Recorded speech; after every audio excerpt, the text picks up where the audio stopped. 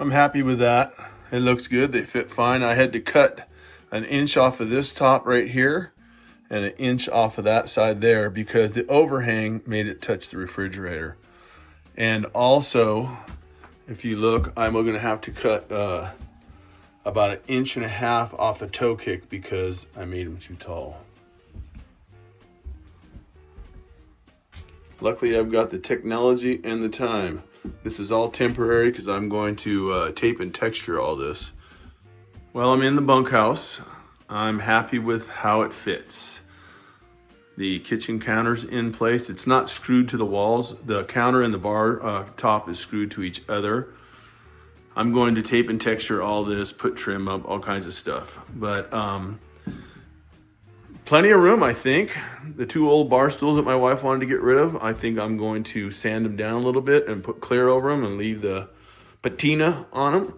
Then I think I'm going to put a propane wall heater like I have in the tiny house, and then possibly a 90-degree or 45-degree corner cabinet that might go all the way up for storage because storage is golden. And then I have a cut table that my son was going to burn. He's going to get rid of it. So I'm using it right there. Kind of hard to see. I'm going to cut it down to 5 feet. So it'll fit right here in the middle. And we can use that for a kitchen table. So we get 4 guys there and 2 guys on the bar.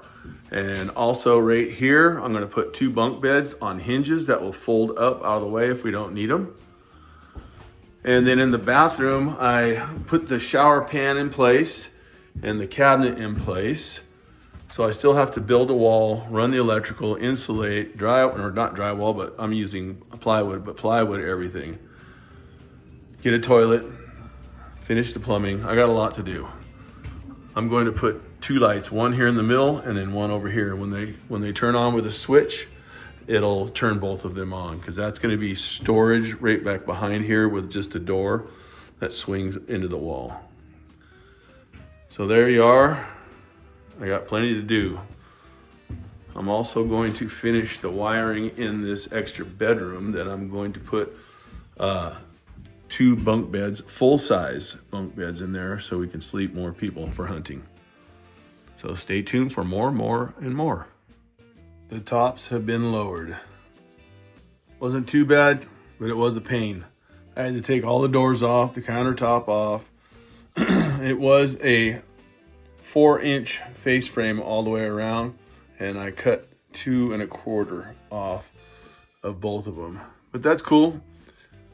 All I gotta do now is change the jetting from natural gas to propane, and I think that'll be set up. So very good day. I've got another little project going on. I'm going to cut some flat spots in this old corral pole, and I'm going to mount it on top of this, and this will go on the back of the bar, and I'll bolt through, and that'll be a footrest like the old-fashioned bars. I got this from my buddy Dave. He's actually the guy I bought the property from, and he's the mayor of this little town. So pretty cool. He's going to let me use his skid steer so I can fill in where everything shrunk in from all the rain. I'll show you what we got going here.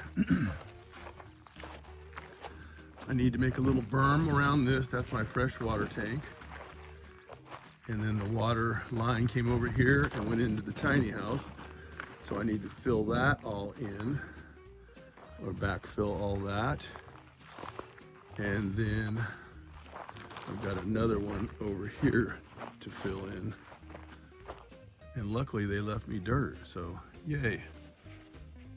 Quick, easy little project. That way when they belly up to the bar, they can put their feet on the footrest. So it's got some lag bolts running through the back into that the 2x8s, I think that is. And then I've got a couple of deck screws on either side of the corral pole. So I'm not sure it's gonna last too long, but hey, it's cool. Fun little project for the bunkhouse in Montana.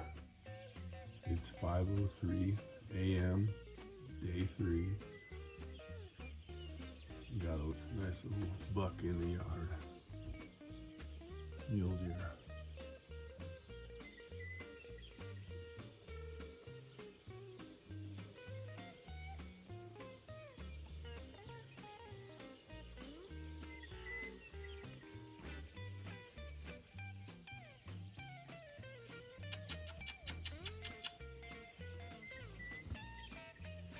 Good morning. Electrical today. So I've got all the little plastic grommets that go through the metal stud. That way the wire won't get cut on the metal. I ran out of those and I ended up buying a couple bags. So I should have enough to do this and the bathroom, but I'm going to get the wire run as far as I can and possibly hang some plywood. So we'll see how today goes.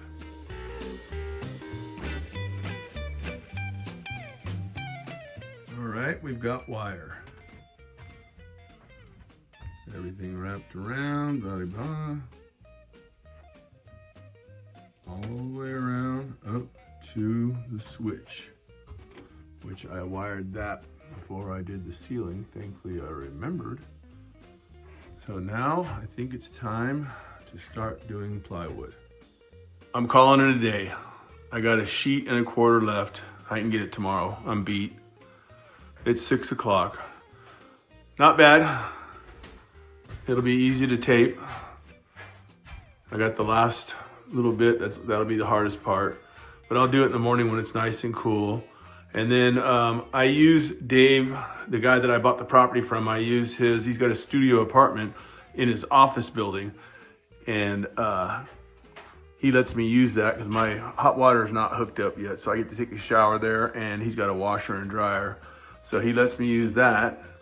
And he's got some patching there. Had some pipes break in the winter. So I patched 2 coats on the drywall today too. I'll show you that next. So this is the little studio, little tiny bedroom. He rents it out to hunters. This is a kitchen, dishwasher, but one of the pipes froze and broke in the wall, so I'm coating that for him in trade for the use of this, since I don't have my hot water hooked up. And then it's got a bathroom with a water heater and a sink. So all that had to be replaced. It gets 40 below here, so if everything's not ready, you're in big trouble. So definitely a busy day today. So Dave has the office building and a big shop, and there's a skid steer he lets me use, and I get to throw all my trash in his dumpster. What a deal. A couple of patches, and I live way over there. Let's see, zoom, zoom, zoom.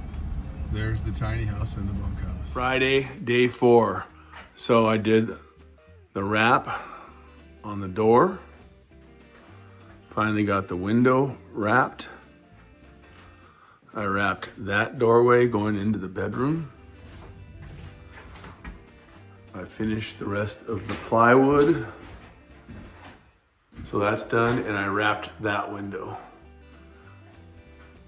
Then I went to lunch, which was awesome, down at the bar. I still have to wrap that window, but it's been raining off and on, so everything's a muddy mess. But I borrowed my buddy Dave's skid steer, and I built a little berm around my water tank to keep any water off the hill. And I filled in where the water line goes in under the tiny house just to get it started. I'm gonna have to smooth it out, rake it out. Got rid of that big dirt pile and filled this in. And some critter dug a hole and has moved in there. I wanted to cover it up, but my wife said, don't do it, there might be babies. So we'll see what happens. But anyways, I think it's break time. Not bad for a Friday. I forgot to mention, I went and coated the patches at Dave's little studio apartment. And I also got an oil change on my truck. That's the first one for this new truck. Well, new to me truck.